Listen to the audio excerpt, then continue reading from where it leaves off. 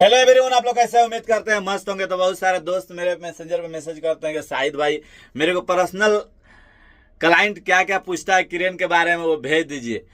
तो मैं ये भी बोलना चाह रहा हूँ कि अगर मैं आज बोल के डाल रहा हूँ तो बहुत सारे दोस्त भी हैं जो सोचते हैं कि ये सिर्फ झूठ बोलता है।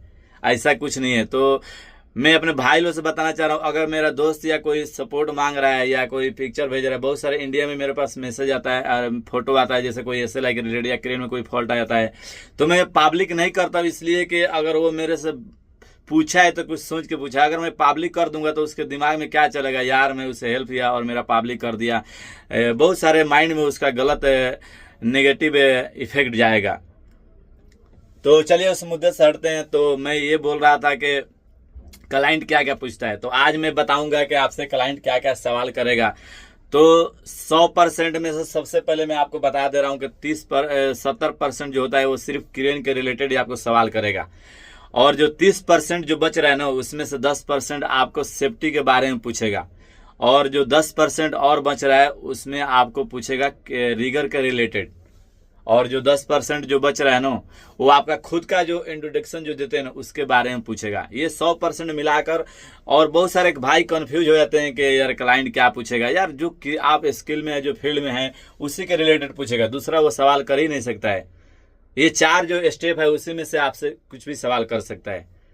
और ये भी बहुत सारे भाई लोग कंफ्यूज होते हैं, डरते हैं कि यार मैं जाऊंगा इंटरव्यू देने में, फेल हो जाऊंगा तो मेरा दोस्त यार, मेरे घर वाले, मेरे रिश्तेदार, मेरे गांव वाला क्या सोचेंगे, इतना दिन से काम कर रहा था फेल हो गया।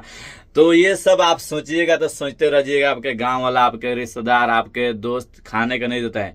आपने आपके ऊपर खुद विश्वास और कॉन्फिडेंस होना चाहिए। ठीक है। दूसरा क्या बोला, आप अच्छा भी काम कीजिएगा ना, फिर भी दूसरा लोग आपको बुरा ही बोलेगा। कितना भी अच्छा आप काम कर लीजिए, लेकिन आपका जब आप एक गलती करेंगे ना, आपका दोस्त रिश्तेदार सारा आपको बुरा बोल देगा।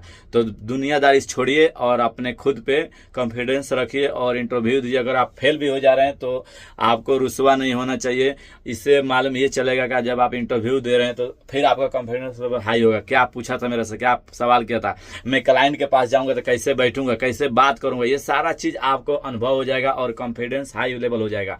तो आप इंटरव्यू फेल हो जा रहे हैं तो कोई दिक्कत नहीं है। इससे कोई आपको समझदारी हासिल नहीं होना चाहिए और आपको ऐसा जलील नहीं होना चाहिए, क्योंकि इंटरव्यू एक स्किल है। जब आप इंटरव्यू देने जाते हैं, क्लाइंट के पास बैठते हैं, तो उससे आपका मालूम चल जाता है क्लाइंट क्या पूछने वाला है, कैसे बैठते हैं, उसके पास कैसे बात करना है।